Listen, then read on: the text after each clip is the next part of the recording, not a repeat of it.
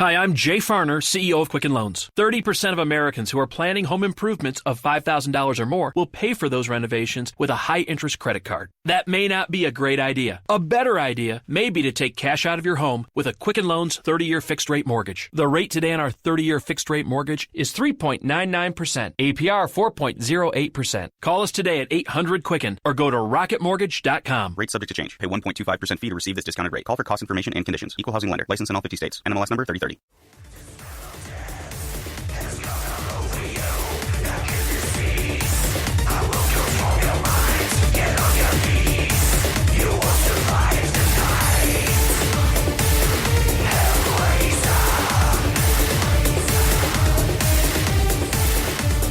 Ladies and gentlemen, welcome to the Source Material Comics Podcast. This is episode 246. You know, we're talking Constantine, Hellblazer specifically, Hellblazer issues 41 through 46. 1, 2, 3, 4, 5, 6. Yep, had to count them on my fingers. And we have a full panel tonight, Mark Radulich. So let me go ahead and go through the introductions here real quick. Mark Radulich, you heard his voice there. Mark, the patriarch of the Radulich and Broadcasting Network. Are you ready, sir, to be discussing one John Constantine Hellblazer tonight? I promised I would behave myself. Do you know I'm like actually shaking right now? You having withdrawals? I'm trying so hard not to be me that I'm physically shaking. Best of luck, sir. I'm trying, man. And coming back here to the Source Material Podcast, he is king of his own realm over at Resurrections and Adam Warlock and Thanos Podcast. Last heard on Source Material, I think in May, doing some heavy lifting when we covered Avengers Forever. Al Sedano, welcome back to the Source Material Comics Podcast. Woohoo! I'm back. Yeah. Hey, man, we're talking Hellblazer. We're talking some Constantine. I think they're both the same person. Are you ready, sir? Oh, yeah, I am ready. I had to nip down to the bog, and I don't know what that means, but I did it. I'm all ready to go. All right. Now, he's been playing video games, entertaining his subs on Twitch. He last dove into the waters with us back in December of last year to assist us on Jeff John's second volume of Aquaman. He is Cole Marentet. Cole Marentet, you ready to talk some John Constantine? I am ready. I am ready to talk some John Constantine. All right, spectacular. And making his triumphant return, he hasn't visited us since the days of Blog Talk Radio, Mark Radulich. Blog Talk Radio. I think we did it live, too. I don't think it was recorded. His last appearance involved Alan Moore and Superman. And whatever happened to the Man of Tomorrow in September of 2015. That's how long. Almost 4 years since Tim Browning has been back on the podcast. Tim Browning, welcome back, sir. You ready to talk some Constantine? I am ready, man. This is my dude. All right. Now, listen, there is some, I'm just going to go ahead and address this right now. There is a pronunciation bridge that may have to be crossed. Everybody hold hands as we cross the pronunciation bridge. Oh, no. It can either be Constantine or Constantine. I actually was going to correct you just for all those people out there that were already had their butts tightened up that you were saying Constantine. I knew it was going to happen. But the good thing here on the Source Material Comics Podcast is we all hold hands, we cross the pronunciation bridge, and we all come out happy on the other side. Anybody can pronounce anything they want, any way they want, okay? Just so long as the vowels and consonants somewhat match what you're trying to say. I intend to pronounce his name as ham sandwich. You would, sir. You would. I was going to say Jeff. Jeff Constantine. Jeff Christ. There you go. All right, so Mark, why don't you go ahead and tell me why we're doing this book this week? Because you picked this. This is, by the way, ladies and gentlemen, this is Dangerous Habits. Hellblazer, Dangerous Habits takes place between Hellblazer issues 41 through 46. It was published by DC, specifically their Vertigo imprint. According to Mike's Amazing World of Comics, the on-sale date is March 19th, 1991, all the way through August 20th of 1991. Writer, Garth Ennis. Penciler, William Simpson. Inkers, Mark Pennington, Malcolm Jones III, Thomas Sutton, Mark McKenna, Kim DeMilder, and Stan Walk. Letterer, Gaspar Saladino. Colorist, Thomas J. Ziocco. Mark, you chose this one. Why don't you kind of tell me why? This one's really easy. I decide every Halloween or every October, we try to do more of these scarier horror-themed characters, books, and stories here on the Radulich Broadcasting Network. We dedicate all manner of podcasts to them, whether it be TV shows, movies, comic books, etc. Sometimes even bands. And it occurred to me that there was a movie and a television show. Matt Ryan's ham sandwich has been showing up on DC's Legends of Tomorrow. And I thought, well, I've never seen his show that only lasted one season on NBC. So figure we would do a TV party on the show and on trial on the movie. So that meant we had to do a comic book too. In my research, I found that this one was highly regarded. Okay. All right. Did you have any idea what you're going to be getting into at all? No. Okay. All right. Oh, wow. I literally went on Amazon, typed in Constantine, Velveteen, however you pronounce his name, and looked at the first 5-star one, saw that it was kind of an independent story that you don't, as I've said before on the Source Material podcast, I don't really want to do stuff where you have to have 89,000 pages of backstory in order to understand why Wolverine's nose was falling off. So, I try to look for stories that's standalone stories, and this one, from everything I read, kind of stood on its own, and it does. I have no idea what happened before or after in Hellblazer. This one stands on its own. Okay, all right. Well, I'm right there with you. Didn't know what I was going to be getting into reading this. This is the first time I've actually ever sat down and read some Hellblazer. Trust me, it's been suggested. Hellblazer's been suggested by quite a few people, including Tim Browning, who we've probably had conversations about that in the past. But I've just never had the opportunity to pick the book up and even take a look at anything. I was familiar with the character. So let's talk about who Constantine is real quick. John Constantine. Character first appeared in Saga of the Swamp Thing number 37, which, by the way, hey, if you're a Patreon subscriber, I am going to be publishing on the Patreon, I guess, my experience of reading Swamp Thing number 37. So I read the first appearance of John Constantine in that book, and I enjoyed it.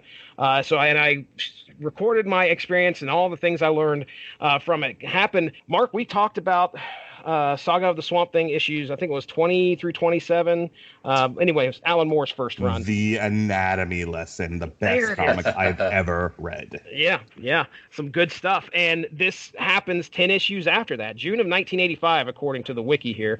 Created by, and there's a host of creators here for John Constantine: Alan Moore, Rick Veitch, Steve Bissetti, John Tottlebean, and Jamie Delano, and John Ridgway. So that's 1, 2, 3, 4, 5, 6 creators, according to what we see here. Constantine is a working-class warlock, a cult detective and con man stationed in London. He is known for his endless cynicism, deadpan snarking, ruthless cunning, and constant chain smoking. But he's also a passionate humanitarian driven by a heartfelt desire to do some good in his life. So there you go. There's the wiki explanation of who John Constantine is. So we're going to go around the horn here real quick before we get into the book. I want to ask the people about what their experience was with John Constantine. Mark, you kind of already touched on it. I don't know if you had anything else to add. I mean, you're familiar with the character in Legends of Tomorrow and what was on the CW network. You've never read anything with him in it, though, before, have you? My only other experience with John Constantine was in the Justice League Dark animated movie, where Batman goes around collecting the magic users in Swamp Thing and deals with some demon or another. It's one of the more recent DC animated films. I actually have a question for the panel or whoever the Constantine experts are on here. Has the thing with him getting sending Astra to hell has that been like a central part of his lore from the get-go, or is that a recent invention, or what? That happened before this run. It was in the Jamie Delano run before Dangerous Habits. Yeah, basically him sending Astra to hell is sort of his origin story. It's why he is the way he is. It's kind of Batman's parents dying in a way to him. Oh, good, but not nearly as many times shown on screen.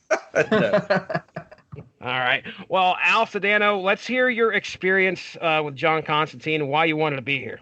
like Mark, this was my first introduction to him, this trade, although not for this time. I bought this the trade I bought back in like 94 and 95. And I did read his series for a good several years in like the late 90s. So somewhere around in the 80s or 90s to like 130s, like 150s or 60s even. So when Warren Ellis was writing it, and Garth Ennis and a few other people were doing it. So I go back with him a little bit. And of course, I did read all those Swamp Thing ones where he first showed up. This is one of my favorite stories, comic-wise. And it's all self-contained. You don't need to know anything else. Like Mark said, you can read this and that's it. Mm-hmm. Cole Maritet, tell me about Constantine and why you wanted to be here.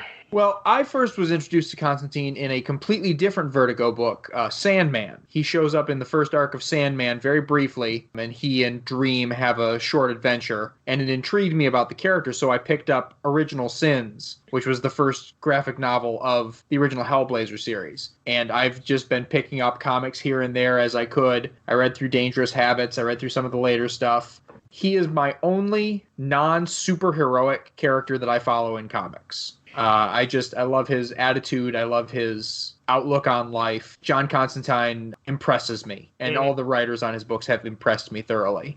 Tim Browning, you were under a rock, and I said the words Hellblazer. Much like Cole just said, my first experience with the character was actually in a different book, because I hadn't read at that point in my life because I was small and lived, in a little podunk town.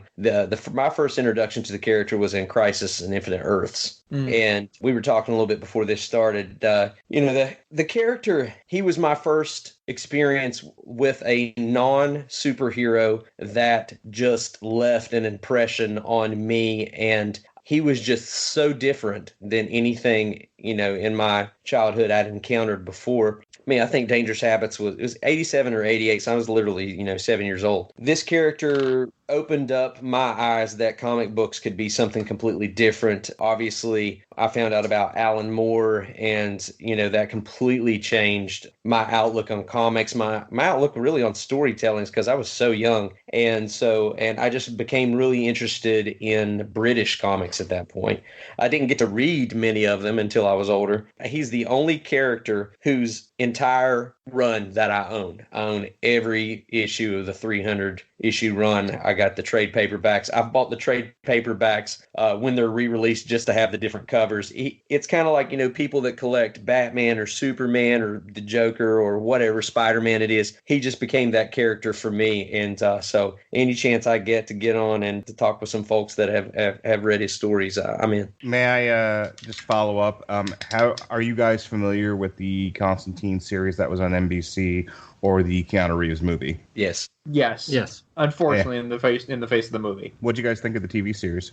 Both the movie and the series. It's really probably the first time that I cared about a character enough to where I really, really, really hoped they got it right. I like Matt Ryan, but everything is just always set in America, and that pulls him so far out of, London and the things that happen there and the people that he encountered. It's kind of like taking Batman out of Gotham. Okay, I get that. I really enjoyed the NBC series. I was very saddened to see it end after one season. If you are a fan of Matt Ryan's portrayal, however, the animated movie City of Demons is classic. Yeah, it is perfect Constantine. Okay. Oh, I didn't know about that one. Yeah. So if I tell you guys that I watched the Constantine movie and had no idea it was based on a comic character. I was like, and since we're talking about it, I mean, it was based on Dangerous Habits.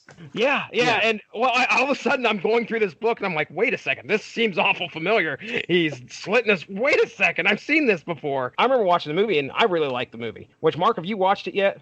Not yet, but like I said, this Thursday we'll be doing an on trial for it, and yeah, this book would influence the movie. Yeah, I liked it. I thought it was something that I wasn't used to seeing, and I thought it had a lot of neat concepts. So it has an amazing cast. Yeah. Yeah. Who do we have? Peter Stormare, Tilda Swinton. I mean, Gavin Rosdale. I mean, it was a very. I mean, I am not even attempting to butcher his name. The actor that played Papa Midnight, of course, has been in a lot of the Marvel stuff. I never can pronounce his name correctly. As a movie, I like the movie. as just as like a standalone movie, if just not even thinking about like if I'm going to let myself be like a purist and the comic book geek dickhead guy, then yeah, it wasn't the best. Yeah, no, it is I do own it. It is a guilty pleasure of mine. It's a weird, very strange alternate version of Constantine. It's an Elseworlds. Yeah, it's definitely very different, and I wouldn't mind if they recast Chaz. Oh, definitely. But I mean, it's amusing and fun, and it's just. Plus, at the time, I figured it was the closest I was ever going to get to seeing John Constantine on a screen anyway. So, right. I mean, the TV show, yeah, like was said, takes him out of England and everything. But at least Matt Ryan does a pretty good Constantine. So at least, even if everything else around him is different. He voiced him in the animated too, didn't he? Yeah, I'm pretty sure he's been voicing him since that for anything animated. So I'm sure that animated thing was him too. But at least he's pretty good at John. Oh yeah, that's true. That always helps. Yeah, I think I'm about 3 episodes in. Me and Mark will be doing the TV party this week, whenever this airs. So I'm enjoying myself. Because the original character that the series ended on the Vertigo comic issue 300 is coming back October 30th this month in the Sandman universe. Oh, really? He's making his comeback. I actually, strangely enough, and this is totally me geeking out, Marcio Takara, the artist on the one shot that comes out on the 30th, I actually got to talk to her on Instagram today, and I've been pumped because she's fantastic. But in the Sandman universe world where they've been, slowly, I think this is kind of like season 2 that's coming out this fall. He has the one shot at the end of the month, and then a new ongoing will start. Sandman Universe presents, Hellblazer. Ooh. So he's coming back this month. So it's pretty awesome. That's another reason why when you were like, you want to talk? I was like, hell yeah. Put me on. We're going to be talking about these first 3 issues, which is Hellblazer number 41, titled The Beginning of the End, Hellblazer 42, A Drop of the Hard Stuff, and Hellblazer number 43, Friends in High Places. According to the wiki, John Constantine is a warlock, a detective, and a con man. What makes this time in John's life so significant? His body has just handed him a death sentence. Terminal lung cancer. After all the threats that John has faced in the past, it is his own vices, specifically 30 cigarettes a day, that did him in. Attempting to come to grips with his diagnosis, John visits a cancer ward to see what lies in his future. It is here he meets another sufferer by the name of Matt, and the 2 cynical souls become friends. John then decides to pay a visit to his friend Brendan in Ireland with the hopes that he knows of some magic that may come through with a cure, but it is all for naught. However, the 2 spend some time catching up, and Brendan lets him know he found a place under his property that has a pool of water that was blessed, and he has learned the secret of turning water into wine. The friends drink the night away, and while Brendan is passed out, John decides to leave. On the way out the door, John bumps into the first of the fallen, Satan, who has come to collect Brendan's soul just after midnight. As John follows Satan to Brendan, John realizes it is just before the stroke of midnight and convinces the devil to have a drink with him, tricking him into drinking the lager disguised holy water and knocking him into the pool. Brendan dies, but his soul goes to heaven, as Satan is not able to collect. However, John knows that when it is his time, he is going to suffer for what he has just done, and Satan will be coming to collect on the contract that fell through. The next day, he is found by a demon friend by the name of Ellie, and he asks her what he can do to avoid his fate. After assuring John that he is going to suffer unimaginable torture, she suggests he go and speak to the angel Gabriel. The Snob, I think, is what he's known as in the book. Yeah. Finding Gabriel, John attempts to persuade him, but Gabriel is certain that John should pay for all the misery and sins committed in his life, and is decidedly against helping him. John leaves and retires to a bar where he believes, at closing time, he believes he's come up with a last resort way to save his own life. So there's the first 3 issues. Mark Radulich, what's your thoughts here, man? I mean, you grabbed this book, you have no idea what you're getting into. I sent you a message before, I sent you a message Saturday, and I said to you, you need to be ready for when you're going to read this. Mark, I'm going to go ahead and let you, this is your story to tell. 2017, I was diagnosed with diverse B-cell lymphoma. It was pretty far along. I think it was stage 4 by the time they figured out what was wrong with me. I went through 2 different kinds of chemo over the course of that spring and summer. And then by August, I was in full remission. And then this past April-ish, May, they said the cancer was back. And so past summer, I did a brand new kind of treatment, which was called CAR T, which required a week stay in the hospital, a month living close to the hospital, and then another month at home before I could return to work. So yeah, 2 bouts of cancer. I'm not totally cured from it, by the way. I have one lesion that has shrunk and seems to be reacting positively to the treatment, and another mystery fucking lesion they don't know what to do with. So more on that in November when I go back for more tests. So yeah, I mean that's the obvious connection for me. The funny thing was, like, when I got diagnosed, they were like, "This is stage 4 lymphoma," but lymphoma is kind of a pussy cancer, and it's so curable. it's so curable. Like the doctors are just, I mean, the pulmonologists, the doctors, they're so just like, yeah, we're gonna wipe this out, no problem. It's fought a little harder than they thought. It's not quite the pushover they thought it was, but at the time they were like, oh, if you can fucking deal with this cancer standing on your head, I'm like, hot dog. They did say that had it been stage 4 lung cancer, they'd have been talking, and doctors are great, they'd have been talking about how we can make you comfortable. I'm like, oh, good. I definitely avoided dying. Yeah. By getting the right cancer, if there's such a thing. So Jesus Christ. If you're gonna get a cancer. That's kind of what they said, actually. Almost those exact words. Like, if you're gonna get cancer, this is the best one to get, pal. You win. Like, cool. How about I just not get cancer? Oh, you want a toe? I can get you a toe. Here's what I'll say.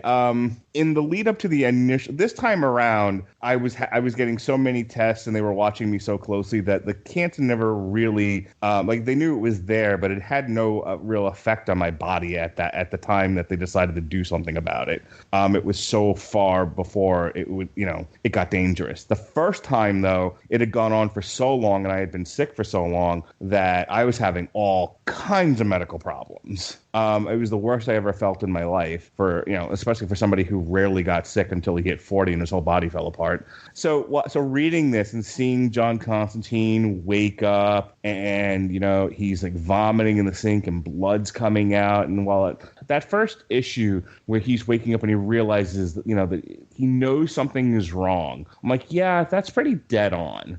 I personally related to that. The doctor saying to him, like, you're dead, basically. I mean, that's not inaccurate. I was like, yeah, this kind of sounds like what happened to me. I definitely at one point ran across one doctor who was like, do X, Y, Z, or you'll be you'll be here in 6 months, and even then you'll probably die shortly after. Jeez. Cool. And it was so funny because I think my reaction to reading some of this was I was thinking about like Andy Kaufman in the movie Man on the Moon. I don't know how true this is, but in the movie it's portrayed as he's trying so many things to heal his terminal cancer. Like at one point he's doing like a lot of like new agey Asian medicine kind of things. Like he's doing something with like chakras and rocks and stuff like that at one point. And you get kind of desperate after a while. Like you'll try anything. Like, here, take this, put this on your head, stand on your hands, slam a VCR into your head, and you won't get cancer. Oh, sure, cool. I'll try anything. And you go through that. You're willing to do just about anything to not have cancer anymore. As a motivating factor for driving the plot forward, I can totally see where Constantine's kind of like first just going to the cancer center and seeing like, well, what am I in for? What does this look like? Again, I became like a Google doctor. I was looking at everything, trying to read up as much as I can. I drove myself a little crazy looking up all this stuff, and I loved his conversations with Matt. I thought that was really fun, and I enjoyed kind of Matt's take on imminent death. Was an interesting read for me. Cole Maritet. As I said before, this is probably my favorite arc of the whole run that I've read. And these first 3 are a really great setup for the big payoff, which we'll get into later.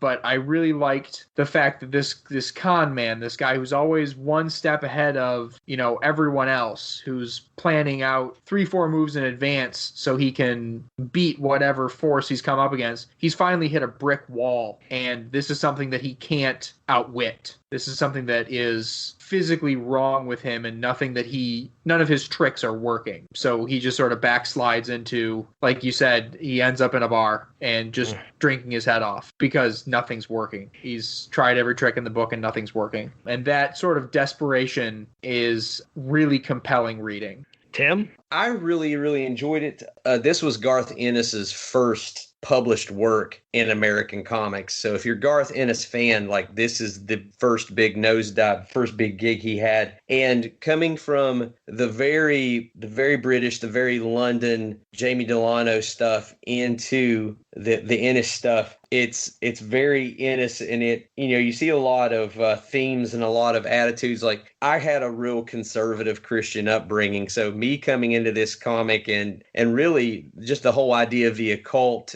in my head, everything was very organized. And all of a sudden I start reading this comic, and Ennis has them turning holy water into a stout. The first of the fall. Then we find out there's more of the fall, and I'm like my mind was so interested in the mythology straight away that he was trying to build. And he said, I've read a couple interviews, and he said, I tried to do the one thing that no one had done, Constantine, and that was kill him. So straight away, his first American gig, he gets this comic, and the first thing he does is ballsy. He just okay, I'm just going to kill this guy. And really, it does produce some drama that, you just really, up until this point, and really in comics in general at this point, that you just hadn't seen. You're going to give your main character cancer. And I thought it was bold, especially for my little brain. It was just really, really, really good stuff, and I really enjoyed it. I love how you talk about the conservative upbringing, and then you're reading this comic, and we got Satan coming in here, and stuff like that was, it was taboo, kind of like you didn't, if you got your hands on a comic like this, you didn't want your mom and dad finding out that you were reading it. Were you exactly? I was going to say, were you hiding this from your parents at all? It's one of those things that did make me nervous. Obviously, we all watched movies, growing up, and we've all snuck and peeked, like with my parents and stuff like that. I'd stand in the perfect place in the house to try to see the TV, to see what was going on when they were watching movies I wasn't allowed to watch and stuff like this. My mom, she had no idea that comic books were like this. So I was like, I would get killed if I was reading this, but I was in that safe place of, she's not going to read it. She's not going to pick it up and check. So I was, definitely getting away with something. So it's fallen right in with the attitude of Constantine himself, I guess. Mm-hmm. Yeah. All right, Al Sedano, tell me about it, man. What's your thoughts on these first three? Oh, I really love these first three. Especially, I have to say, 2 might be my favorite issue in the story. The whole story with Brendan having to just hang out with his friend, having a couple drinks, and then, spiking Satan's drink. Yeah. Maybe that part isn't as relatable, but I do love how he does in that story, how he tricks him to drink the beer, and then says, "Oh yeah, so the candles keep him stout from changing. Yeah, it keeps him from changing back to holy water. What?" And just kicks it away and then beats him with the bottle. And then, like typical John Constantine, the next day after he does the stupid thing, goes, "Oh God, what the hell did I do?" Which happens again in this story later. Towards the end, he's like, "Oh God," the next day he's like, "What the hell did I do?" Which is typical John. The first issue, I think, it's something Mark mentioned before, one of the creepiest things for me, I think I've read in a comic, the part where he's spitting up in the sink, and he's like, "That's not blood or mucus. That's a piece of myself that came out." Because then you start, at least that's how my brain works, you start thinking, it's like, I've had big loogies or things stuck in my throat. It's like, what if it's like something bigger and thicker? Like, what? Oh my God, what is that going to be like coming out of your throat? Mm-hmm. And like spitting that out, like, my God, that's horrifying. Yeah. I was thinking it's probably part of his lung or something that he just that would be horrifying just to experience. Number one, you're watching him experience, but he's dealing with a real life thing. This is something that touches everybody. Mark Radulich, give us a crazy example of something comics does that we've read about that is just off the wall goofy. Baby Darkseid. I was going there. We can watch Baby Darkseid happen. We can watch Iron Fist turn into a building, okay? But here in this... yes, here come the source material hits.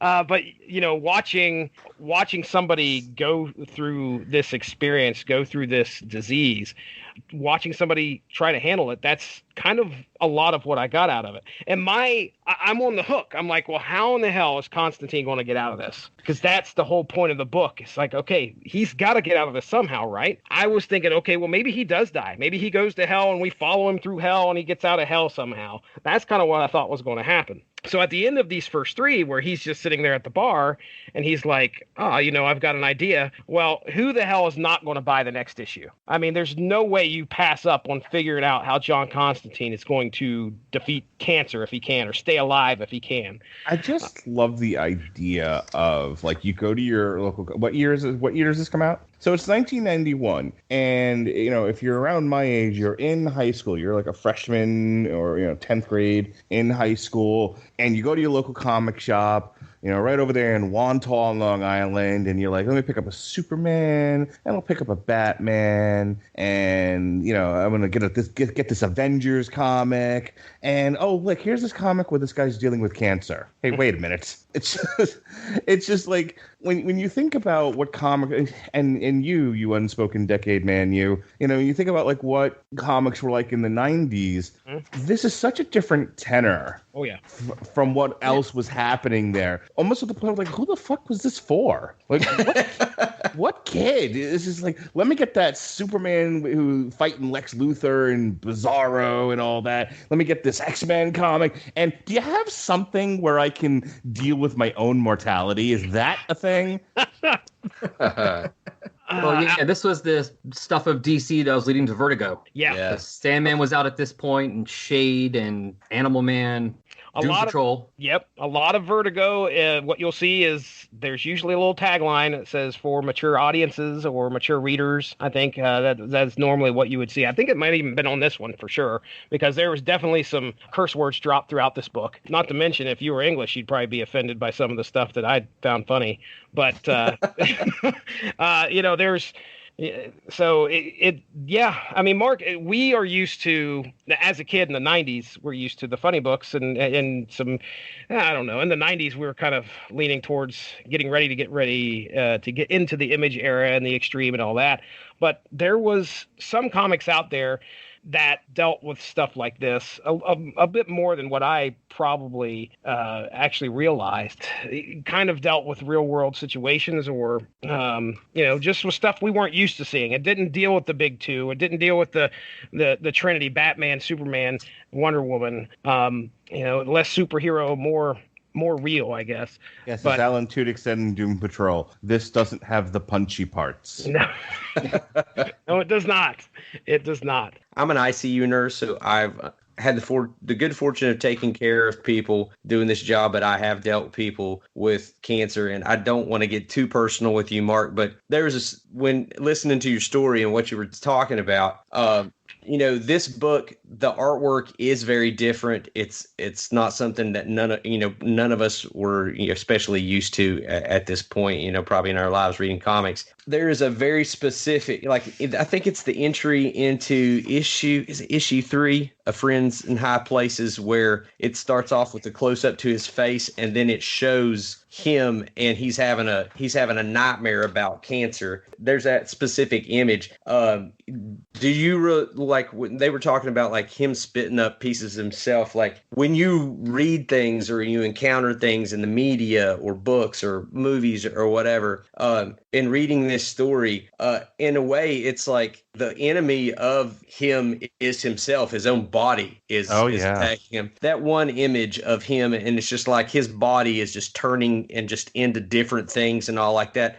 To me, as a reader reading it, it seemed like a very graphical depiction of emotion, and I just thought that was pretty heavy for a comic. But it seemed like it might hit home.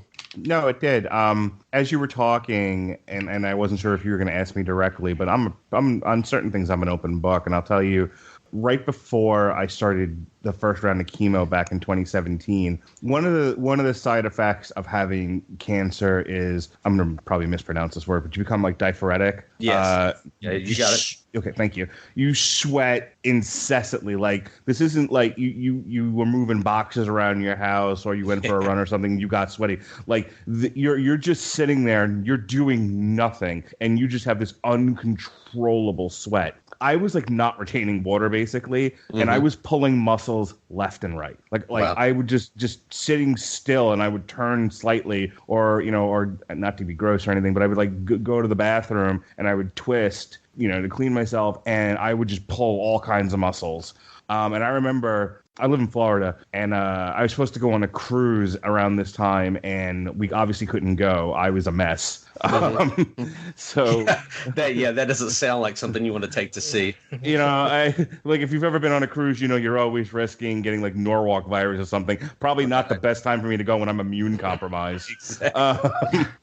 So my friend, so we were supposed to go with my best friend's family, all of us together, and they ended up going, and then we met them at Disney World when they came back. We went to like downtown Disney or whatever. It's hot. It's Florida. It's springtime. Which springtime in Florida is still like summer everywhere else. So I'm sweating, and I'm not necessarily diphoretic at this point, but I'm still sweating a lot, and I still have constant muscle cramp. Like, I have to sometimes sleep with like ice packs on my knees because I'm in so much pain during all of this. But because I'm a dumbass, I will push myself anyway to do things I probably shouldn't be doing physically. So we met them in Disney, and we're walking around, and I'm sweating, and I'm hurt, and my muscles ache. And now at this point, we're in an air-conditioned store, and we're buying some souvenirs and stuff, and we're all just hanging out. And suddenly, my entire torso starts to like contort, basically. Like wow.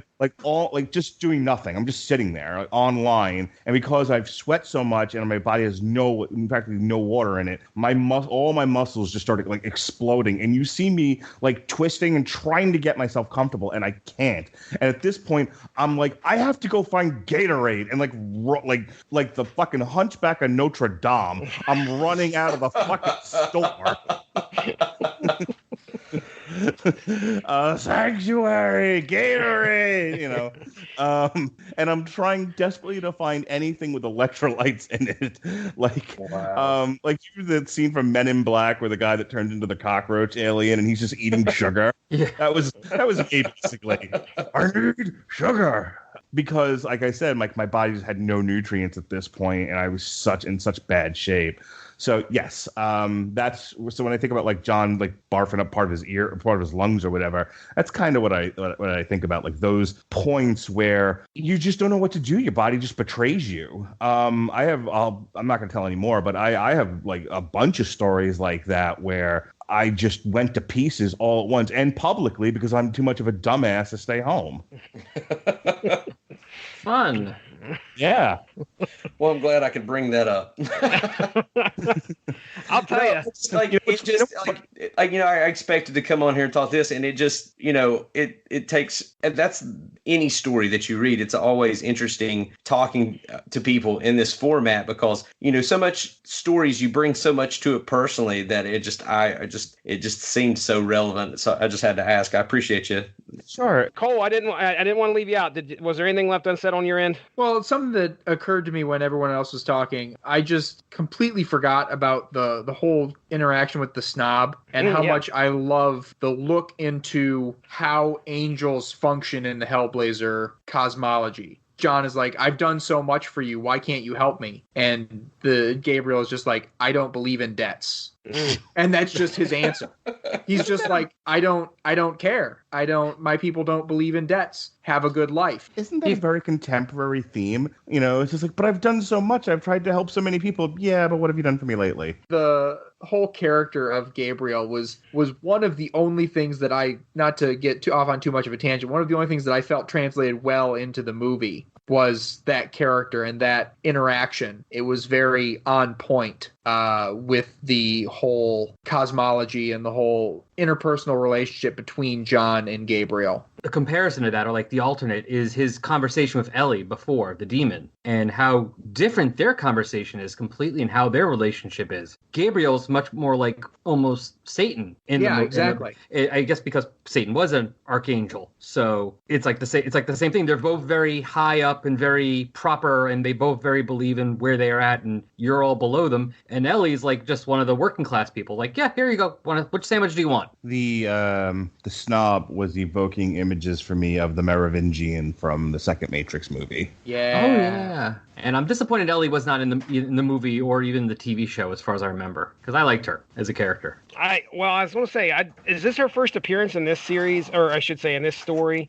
For some reason, I'm thinking they said that this was her first appearance, or did she have any appearances prior to this? She was prior. A lot of what you see in this is really Ennis did a great job at kind of taking all these kind of bits and stories that had come before and kind of bringing them to kind of like a resolve in a way, and then kind of going off in his own direction. His interaction with Chaz in this story is one of my favorites.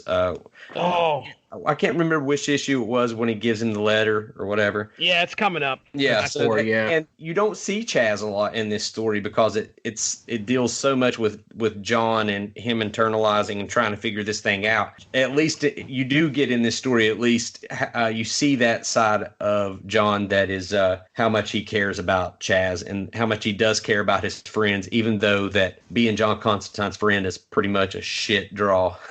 Yeah. All right. Well, if there's nothing else left unsaid, we'll go ahead and get into the next 3 issues here in a synopsis.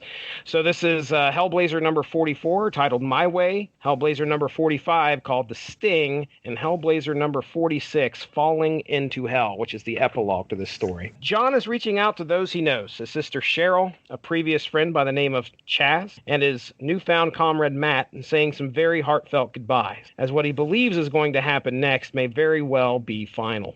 He then finds an empty apartment and summons what appears to be a demon and makes a deal. For what? We are not told.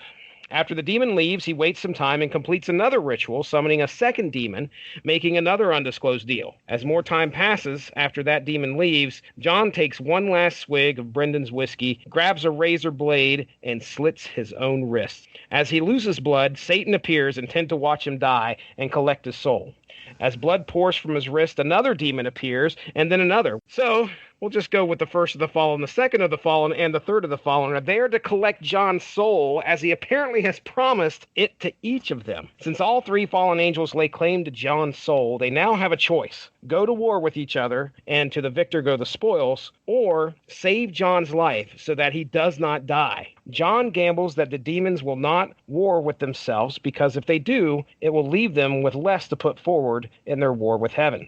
The 3 relent, and Satan heals Constantine of his mortal wounds and of his cancer. John Constantine has won. In the epilogue, after running into an old friend by the name of Kit, John realizes he needs to find his friends he said goodbye to and pretty much let him know that he's going to be okay. He catches up with Chas and heads to the hospital to see Matt. Fearing he was too late and that Matt had passed away, he walks into the room to see Matt alive. As the two talk, Matt explains to John that he needs to hold on to the friends that he has, as they are what remind a person of who they are. As Matt is talking, he begins to cough up blood, and among the scattered medical personnel, John watches his friend die horribly. John's guilt of conning his way into surviving cancer and then watching a respected friend die of it is too much to bear, as he makes his way outside and falls to his knees. But there at his side is Kit, providing comfort and a shoulder to grieve on. So there you go. That's our last 3 issues of Dangerous Habits. Cole Maritet, we're going to start with you, buddy.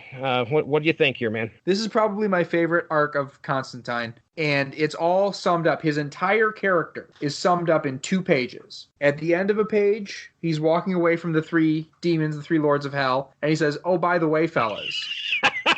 And then you go to the next page, and it's a full-page splash of him throwing him the bird and saying, "Up yours." Yes. And that is, if that is not John Constantine in a nutshell, I don't know what is. Yeah, buddy.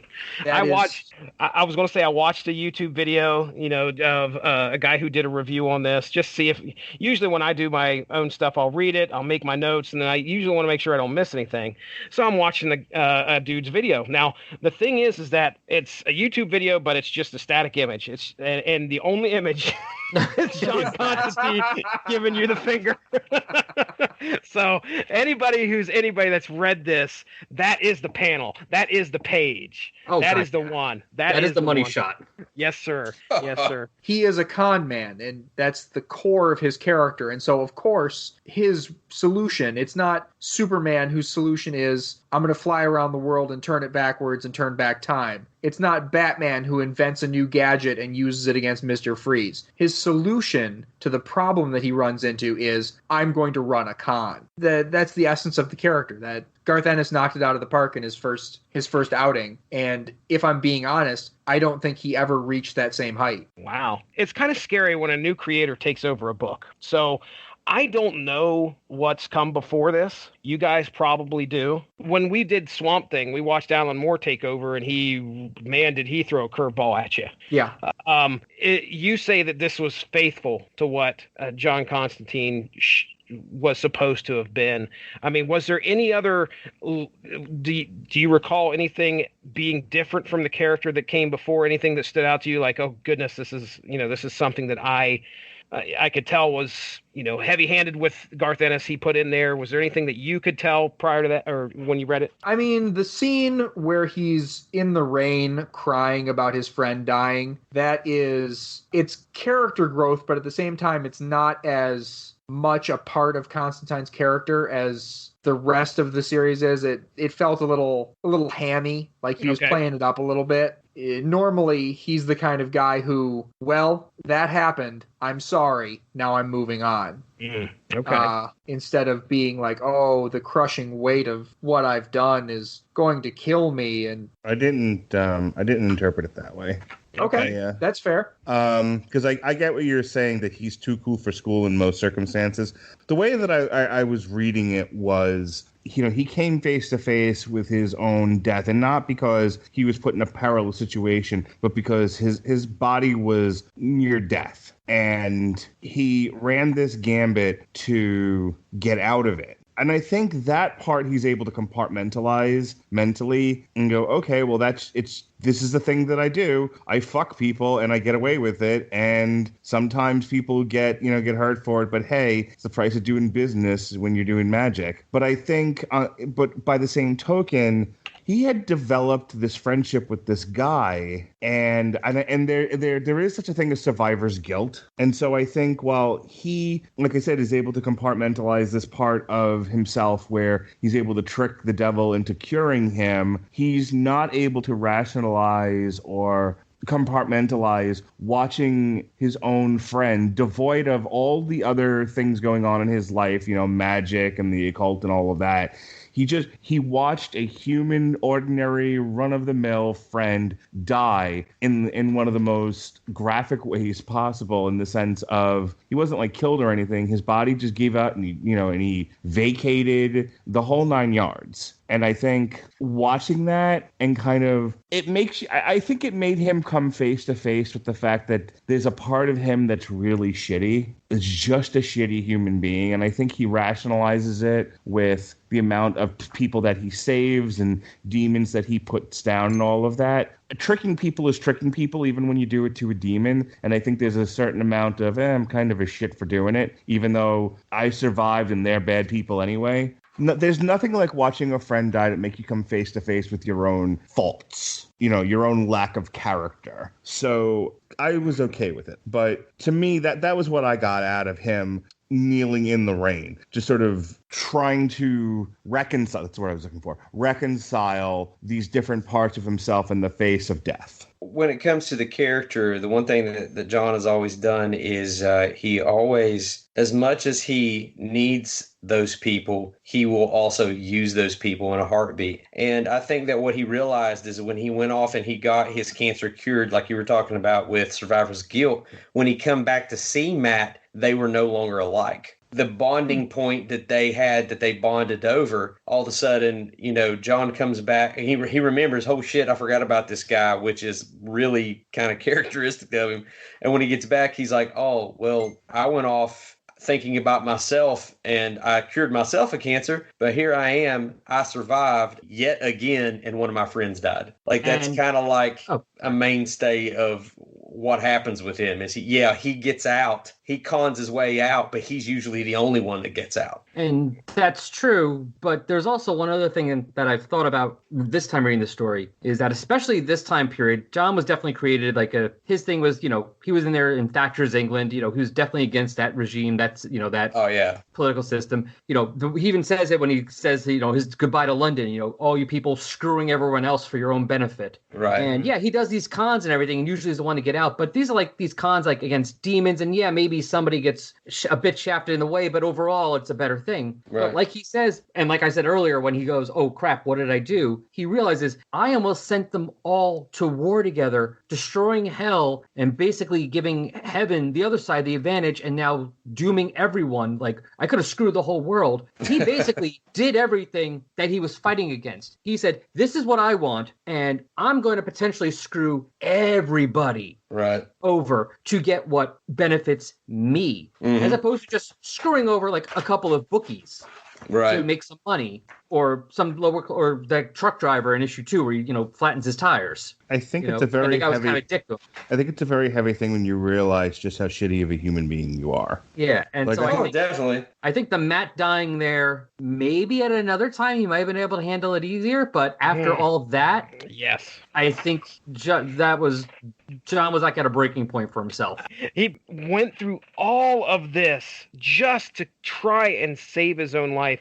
And I think at one point he was, committed to the fact, well, I'm going to die. And then he's like, well, maybe there's a chance I can get out of it. And with Matt, what he saw in Matt was himself. He saw that's where he was going to be. He knew that that's where he would end up, or where he should end up. And then, he becomes friends with this guy. And of course, if you're a friend with somebody, 9 times out of 10, John Constantine, I don't know what the odds are for him, but a lot of times you're going to want the best for that person. Man, in the epilogue where he was like, oh, I've got to go see Matt. I've got to talk to Matt. I was on pins and needles. Matt's going to be dead. He's going to walk into that hospital room. Matt's dead. He's going to have lost his chance to have said goodbye, or at least tell him that he's going to be okay. Because the last time he left him, he didn't know what was going to happen. So to see him there and see him alive, all of a sudden you watch John Constantine go through these highs and lows. In the bar, oh, I've got a plan. He's up high again. And then he's back low again. He tricks the devils. Oh, he's back up high again. And then he goes and he sees his buddy Matt, and he's got all that hope, and he's riding that high, and then he watches him die. And I think, me personally, I could see why it would bring a man to his knees, for sure. That last interaction, very evocative of A Christmas Carol, very Ghost of Christmas Future. He evaded death for the time being, but I think somewhere in the back of Constantine's mind, he knows death. He will eventually die. So, watching someone sort of expire the way that Matt does, I think Constantine sort of looks at that and goes, I've just punted the ball. I haven't solved anything. This is still my future. The title of the story is Dangerous Habits. It's not bad habits. It's dangerous habits. Okay. There's a lot of danger in what John Constantine does. But, that's what gets me about this story, is that it's something very real and very down to earth that can potentially take John Constantine out. Now, the question is does he change? Cole Marentet, answer me that. Does he learn his lesson after this? Does he clean up his ways? No.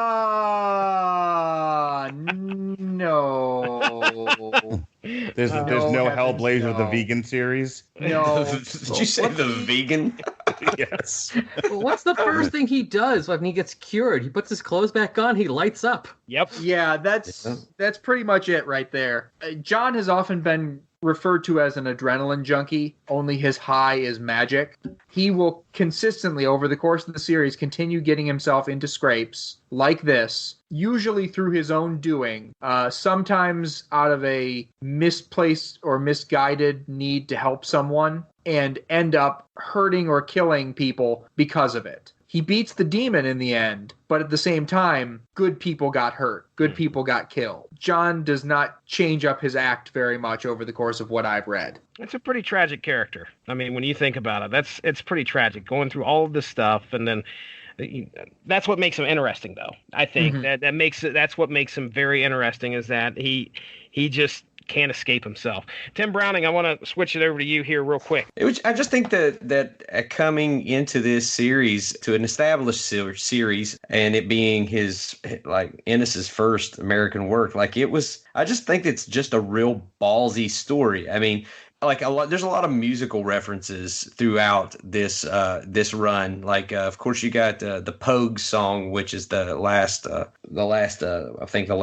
panel in the book. But you got one of the chapters is called My Way, which is obviously a Frank Sinatra big hit and stuff like that. The story in and of itself is just, it grabs so much of who the character is, and like I said, just killing a character or pitting him against death as your first move. I just always thought that was real ballsy, and it just really set the tone for the work that Ennis did on this character. What's really interesting though is like I was talking about earlier, just all of us, if we throughout American storytelling and stories and all, like, we're all tend to be familiar, even if you're not a churchgoer or you didn't have a strong religious background or anything like that. You're familiar a lot of times with, like the mythology, we'll call it, of all these things. And Garth Ennis does not have. He's actually has a lot of beefs with religion. If you've ever read Preacher, then a comic book writer has a beef with religion. Wow. So I'm so shocked. Man, it just, like, it was one of the things that really challenged me. I was like, that was a big deal to read. To a lot of Constantine is just really, it's not traditional at all. The storytelling, undercutting, the cons, all those things. If you want to get to know this character, I do think that it's a really great jumping on point, and then going back and kind of, fleshing him out, because that was another thing. Alan Moore created this character, and then he never wrote any of the standalone series. That's pretty wild. And then you got Jamie Delano, and then you have Ennis, and then Neil Gaiman, Warren Ellis, Andy Diggle. There's tons of them. Brian Azzarello.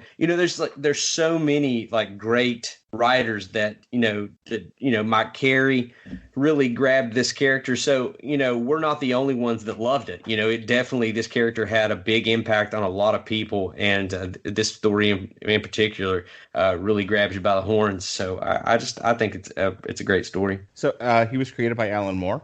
Yes, originally he was Constantine was. The guys that Alan Moore created him with, as far as the look of the character, they wanted to make a character based on the likeness of Sting. They actually retroactively said they actually drew a guy that looked like Sting in the earlier, it may have been that first story that he wrote for Swamp Thing that you guys were talking about earlier. There's a guy that's off panel, and they retroactively said that was John Constantine. So the character has, even with his first appearances, he's shady.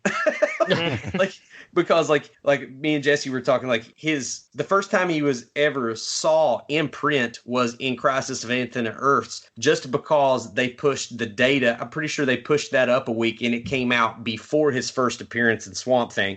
Then they retroactively said that this Sting lookalike in the background of one of the panels was John Constantine. So he's a kind of like that guy who's all over the place. There's a famous story by Alan Moore. He said that he walked into, I don't know if it was like a coffee shop or deli or something like that in England. While he was in there waiting, a guy in a trench coat with blonde hair walked in and winked at him.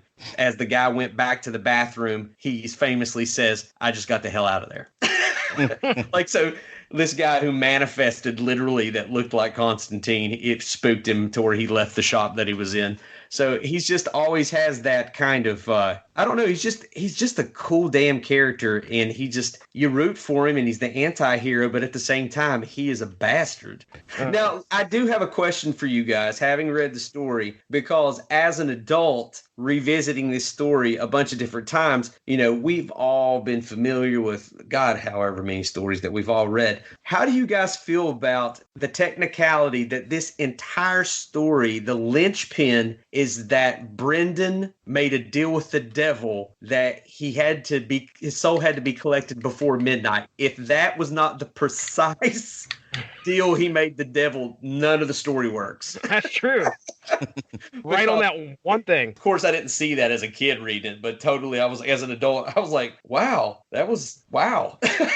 If Brendan had not made that deal, he literally would have not insulted Satan, so he would have no claim to his soul. So literally, once again, just John being, and well, a C word, basically got himself out of this cancer mess by just being just a prick. Mm-hmm. But isn't that fiction though? If Woody had gone to the police, this would have never have happened. Well, yeah, that's all these stories. I mean, you're always going to have the story about, the tunnel that people go into that they never come out of. And if we're telling a story about that, it's going to be about the person who comes out of it. Right. Exactly. Because otherwise, what's the point? Otherwise, then, the story would have been over in 3 or 4 issues and the series would have ended because he would have died.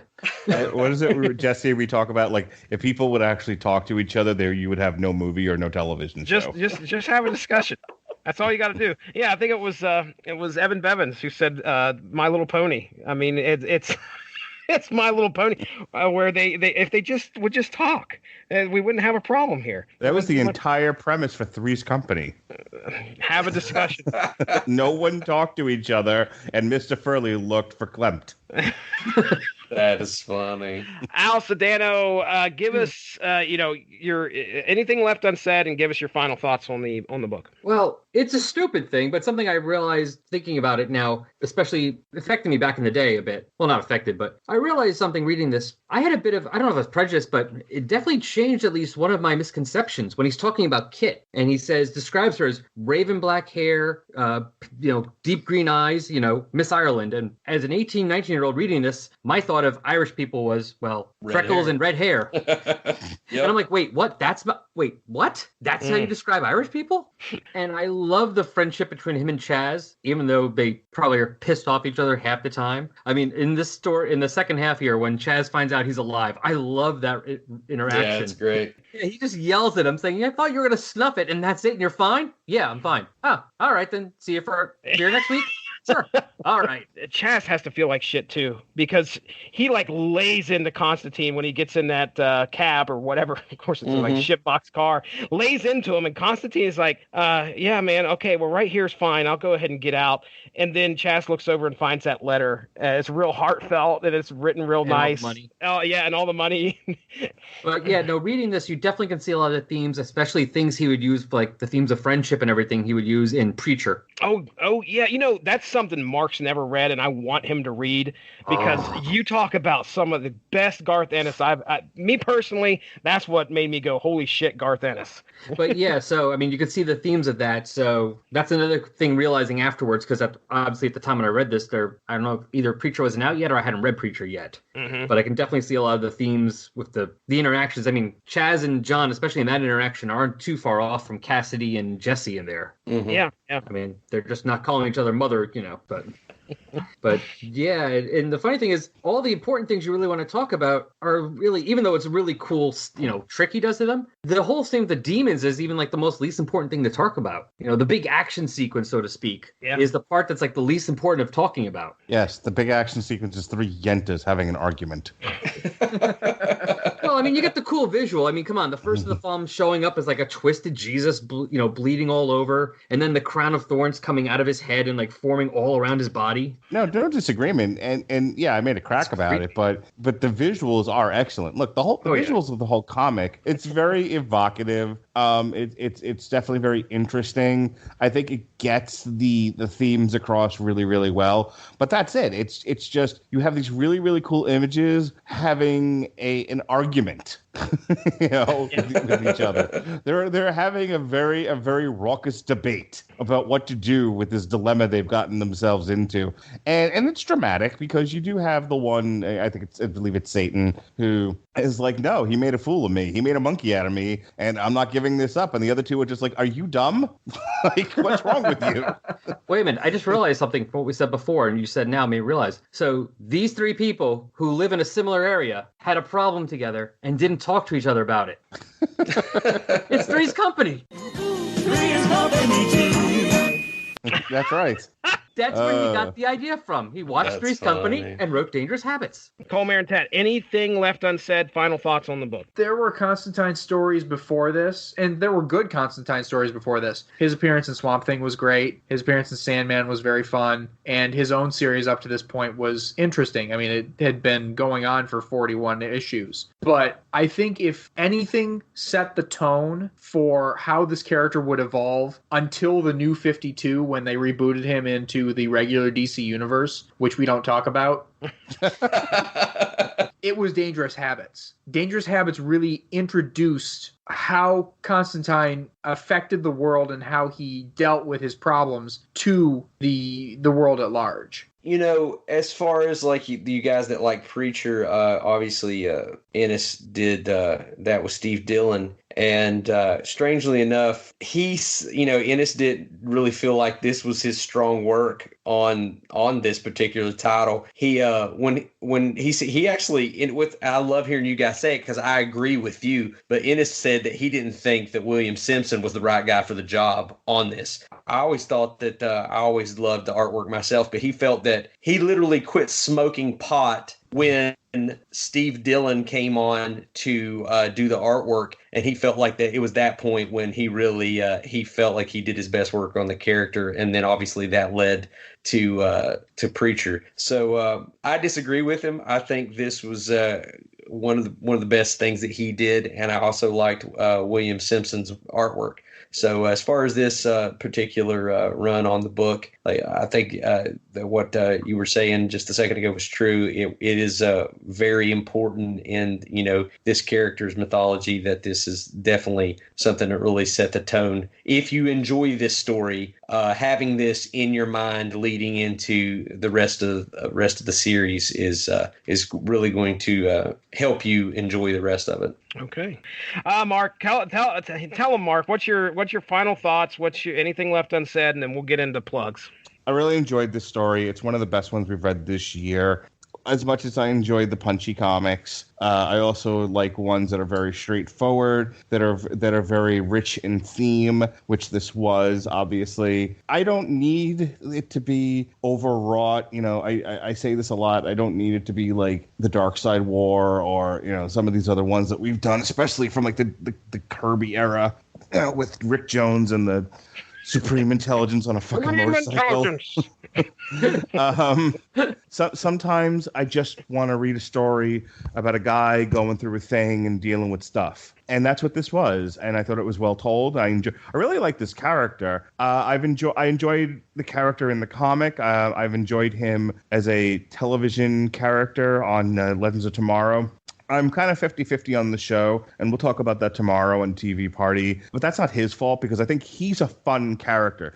He's a very, I enjoy the concept of here we have a tortured character who's going around doing a thing, trying to do right, but sometimes things don't always work out in a way where he can do the right thing, and so he does the wrong thing. But he's always at least trying to make amends at some point and trying to work through it. And I think ultimately he's a good dude. The fact that the show doesn't do the best job with him, in its sort of monster of the week setting, that's not the character's fault. Mm-hmm. So overall, I would be interested in reading more Constantine stuff. I don't know what other standalone stories would be worth reading. I know that there's just kind of looking around for stuff. I noticed that the Rebirth, there's a Hellblazer series, and I'd certainly be interested in reading some of the Justice League Dark stuff with him and Zatanna and Swamp Thing. I enjoy those characters. We've covered each one of them on here at some point or another. I also like whenever I've seen Deadman show up hither and thither. I've enjoyed that as well. So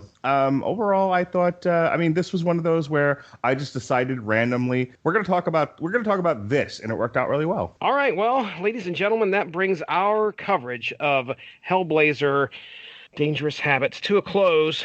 We're going to go ahead and go around the horn here. We're going to start with Tim. It's been so long since you've been on a podcast. Do you have anything to plug? I mean, did you just come out to join me tonight and you're not doing anything else, or what do you have planned, sir? Yeah, man, I just came out tonight to get my feet back in and to enjoy talking to you guys. Obviously, it's something that I really loved when I was doing it, and I've missed it. I was hoping that tonight would kind of light the fire for me to get something rolling again.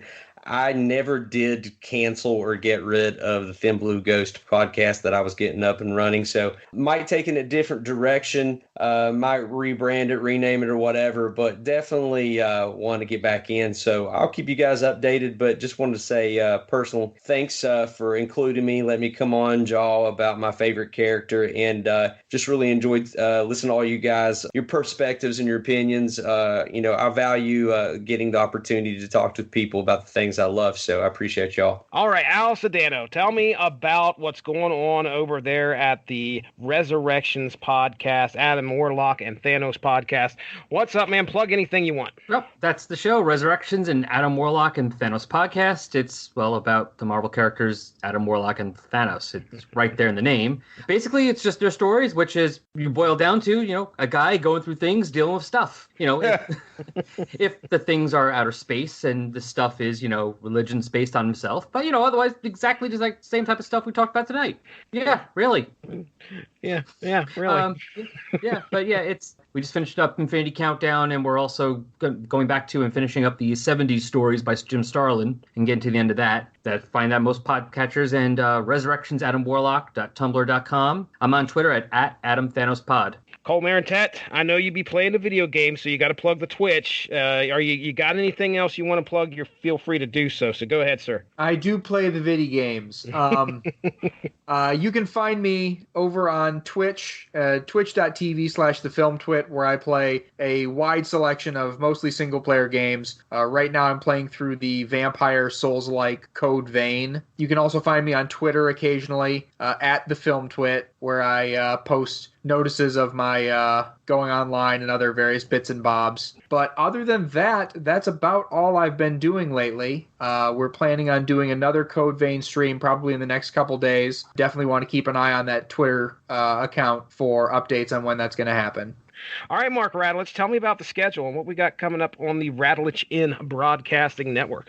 All right, last week it was Joker all day, every day. Ha, ha, ha. We did Joker by Brian Azzarello on source material. We did a Damn You Hollywood review of the movie Joker starring Joaquin Phoenix. We reviewed my favorite band of all time other than Clutch, Steel Panther, Heavy Metal Rules. And then Jesse and I reviewed Pennyworth for all the tosses and wankers out there. Oh, yes. Sold off you. Victor Kirkado from the All About Life podcast joined me to do a watch-along alternative commentary for Alexander Usyk versus the boxing debut of one kickboxing and MMA extraordinaire Tyrone Spong on DAZN. What's DAZN rhyme with, Jesse? Alzone, baby. That's right. Tomorrow. We practice these bits offline. Tomorrow, myself and Jesse will be doing a TV party for the NBC series Constantine. This Wednesday, we'll be reviewing the new Baby Metal Galaxy. And then Sean Comer and I, as mentioned before, Mr. Competitive Overwatch, will be doing an on-trial for the Keanu Reeves Constantine. Next week, we've got Fear Itself on the Source Material podcast. We'll be doing a Damn You Hollywood review of Maleficent, Mistress of Evil.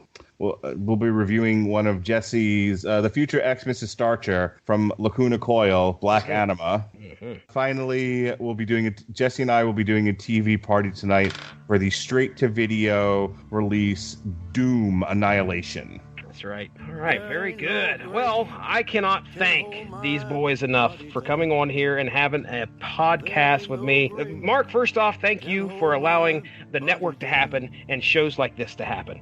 I would never in my life believe that we could gather these 4-5 souls together to talk about one comic book, and that's what makes podcasts just a wonderful, wonderful No thing. thanks are necessary. I'm a whore for content. I like it.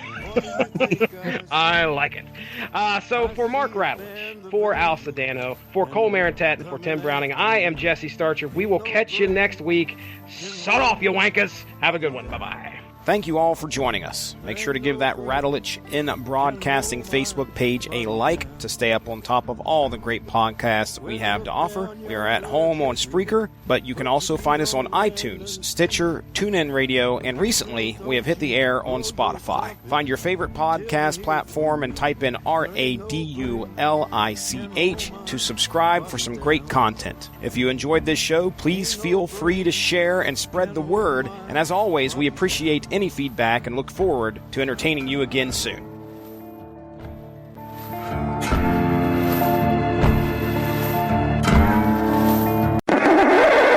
We're all here to have a good time, and I've got the mute button, so there you go.